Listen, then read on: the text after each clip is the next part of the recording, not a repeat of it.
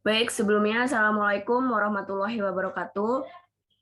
Kami dari kelompok 5 akan menjelaskan materi tentang ayat jurnal penyesuaian di perusahaan dagang. Eh, Yang pertama itu ada saya sendiri, Lutfia Sekar Pambudi, sebagai moderator dan pemateri pertama, kemudian ada Mahmud Datul sebagai pemateri kedua, dan ada Nisa Ufiaciani sebagai pemateri ketiga. Pemateri pertama akan disampaikan oleh saya sendiri, yaitu pengertian ayat jurnal penyesuaian. Jurnal penyesuaian adalah jurnal untuk mengadakan penyesuaian catatan-catatan dengan keadaan atau fakta sebenarnya pada akhir periode.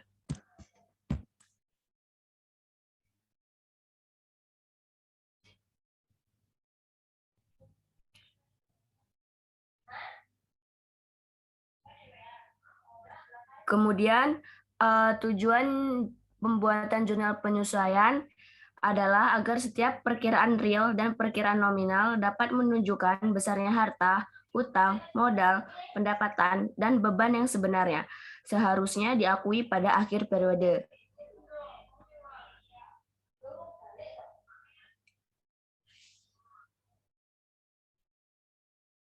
Jurnal penyesuaian berdasarkan data dari neraca saldo data akhir penyesuaian akhir periode. Tidak semua akun-akun yang ada di neraca saldo dibuatkan jurnal penyesuaian.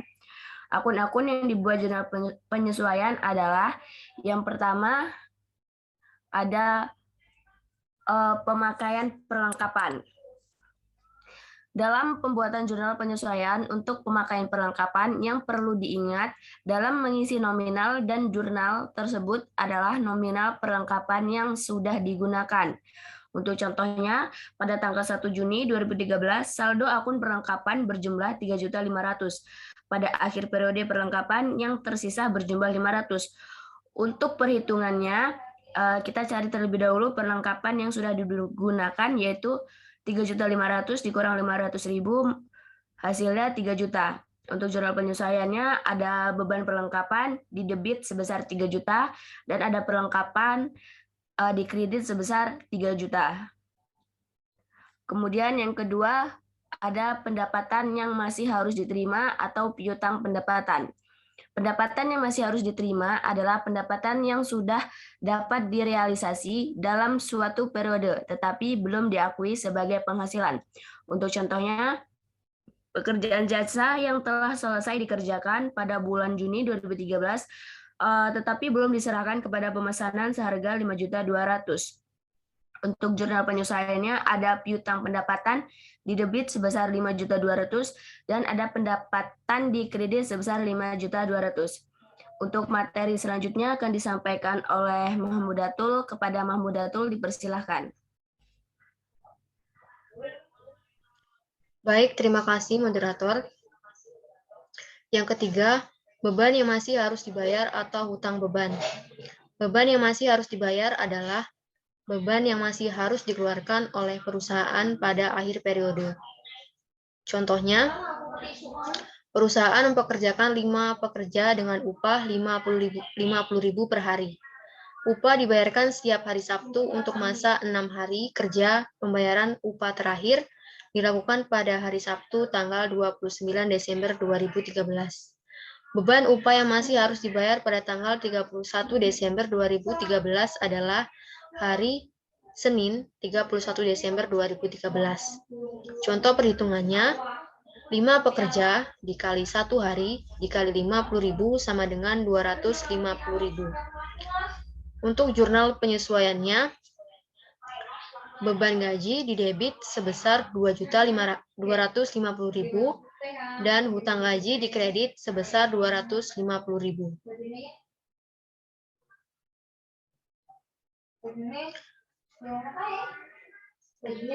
Keempat, pendapatan diterima di muka atau hutang pendapatan.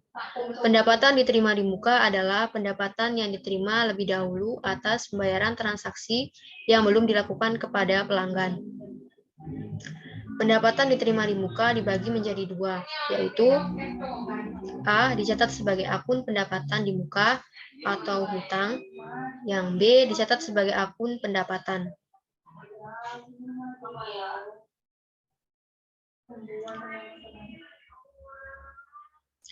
A. Dicatat sebagai akun pendapatan diterima di muka, hutang atau neraca.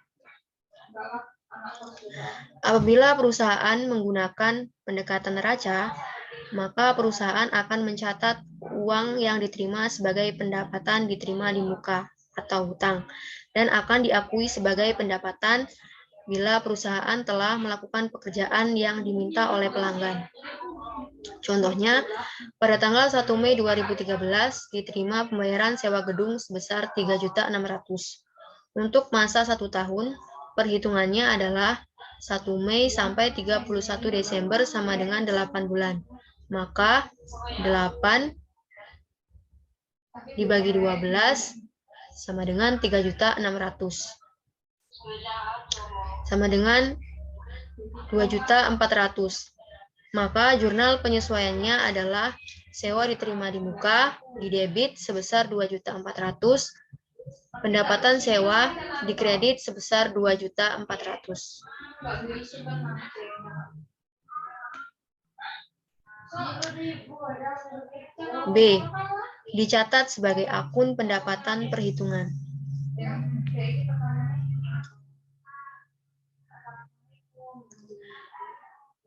Karena dicatat sebagai akun pendapatan sewa, maka perusahaan hanya boleh mengakui pendapatan sebesar 2.400.000, yaitu dari 1 Mei sampai 31 Desember, maka untuk mengisi saldo jurnal penyesuaian perhitungannya sama dengan 3.600.000 dikurang 2.400.000 sama dengan 1.200.000. Untuk jurnal penyesuaiannya, pendapatan sewa didebit sebesar 1.200.000, sewa diterima di muka dikredit sebesar 1.200.000. Baik, saya kembalikan ke moderator.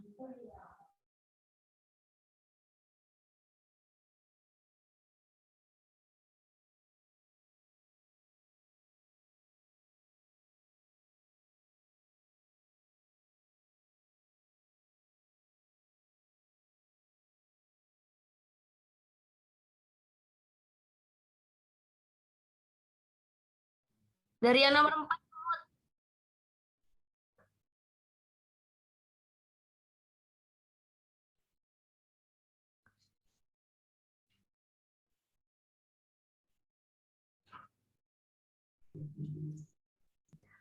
Baik, pemateri kedua akan disampaikan oleh Mambu Datul. Kepada Mambu Datul dipersilahkan. Baik, terima kasih moderator. Yang keempat, ada pendapatan diterima di muka atau hutang pendapatan. Pendapatan diterima di muka adalah pendapatan yang diterima lebih dahulu atas pembayaran transaksi yang belum dilakukan kepada pelanggan.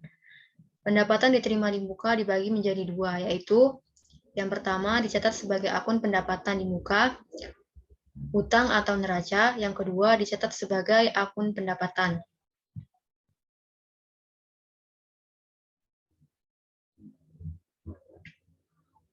Yang A, dicatat sebagai akun pendapatan diterima di muka, hutang atau neraca. Contohnya, apabila perusahaan menggunakan pendekatan neraca, maka perusahaan akan mencatat uang yang diterima sebagai pendapatan diterima di muka dan akan diakui sebagai pendapatan bila perusahaan telah melakukan pekerjaan yang diminta oleh pelanggan. Contoh, pada tanggal 1 Mei 2013, diterima pembayaran sewa gedung sebesar 3.600.000 untuk masa 1 tahun. Perhitungannya 1 Mei sampai 31 Desember sama dengan 8 bulan. 8 dibagi 12 sama dengan 3.600.000. Sama dengan 2.400.000. Maka jurnal penyesuaian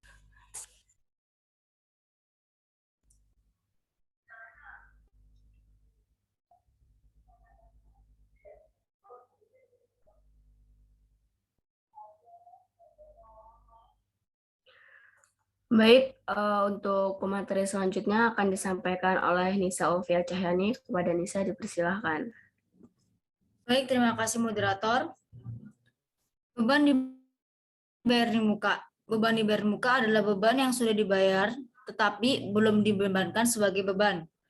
Pada periode itu, belum dibayar muka, ini sering timbul apabila perusahaan membayar biaya untuk beberapa periode sekaligus.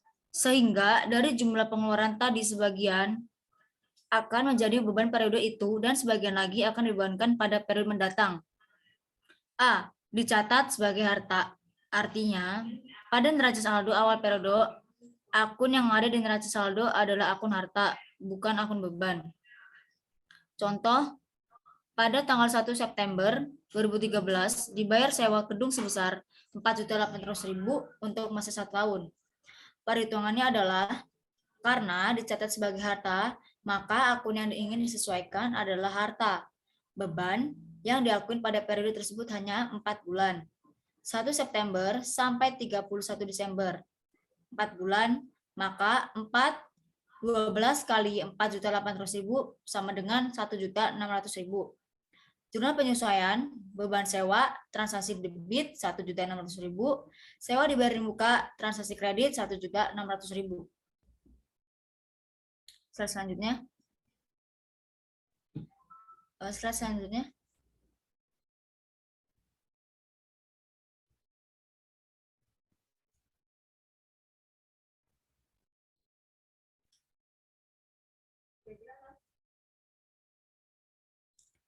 Dicatat sebagai beban. Perhitungan 8 ke 12 kali 4.800.000 sama dengan 3.200.000. Jurnal penyesuaian, sewa dibayar di muka, transaksi debit 3.602.000. Beban sewa 3.200.000. 6. Kerugian piutang yang tidak tertagih. Piutang merupakan kewajiban pihak luar perusahaan kepada perusahaan dagang, timbul dari penjualan kredit barang dan jasa. Pada umumnya tidak semua piutang akan dapat ditagih, sehingga kerugian yang timbul akan dicatat sebagai kerugian piutang. Contoh, tanggal 31 Desember 2013, PD Maju memiliki piutang sebesar 7 juta. Perusahaan menetapkan besar kerugian piutang adalah 10% dari total piutang. Perhitungannya adalah kerugian piutang 10% kali 7 juta sama dengan 700.000. Jurnal penyesuaian, beban kerugian piutang, transaksi debit 700.000, cadangan kerugian piutang, transaksi kredit 700.000. 7. Penyusutan aktiva tetap. Penyusutan aktiva tetap adalah alokasi harga perolehan waktu tetap yang dibebankan pada suatu periode tertentu. Contoh, sebuah perusahaan membeli mesin dengan harga perolehan sebesar 360 juta, diperkirakan nilai residu dari mesin tersebut setelah 12 tahun dipakai adalah sebesar 60 juta. Slide selanjutnya.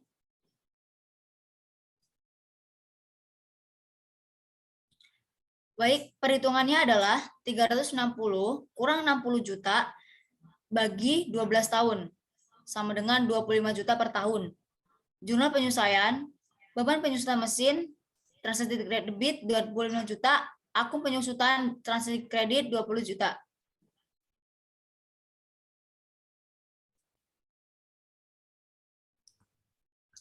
Selanjutnya yang ke-8 itu ada persediaan barang dagang. Perusahaan barang dagangan harus dilakukan penyesuaian karena pada akhir periode akuntansi jumlah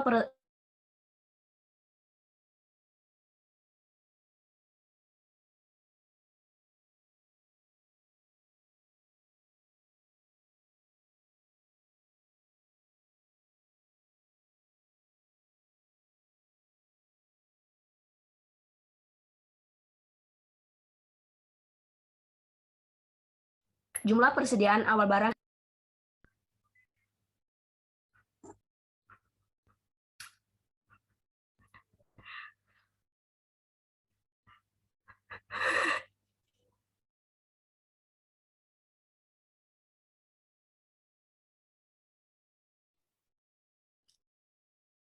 Ini udah selanjutnya, Lutfia.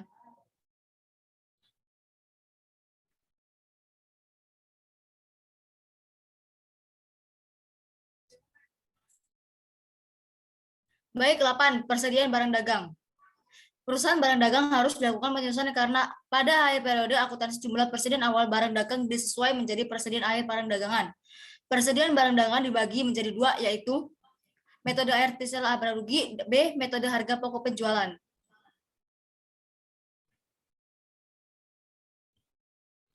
A. Metode ikhtisar laba rugi. Ketika perusahaan memutuskan untuk menggunakan metode ikhtisar laba rugi, maka adalah yang dilakukan itu memindahkan jumlah persediaan awal barang dagangan ke akun.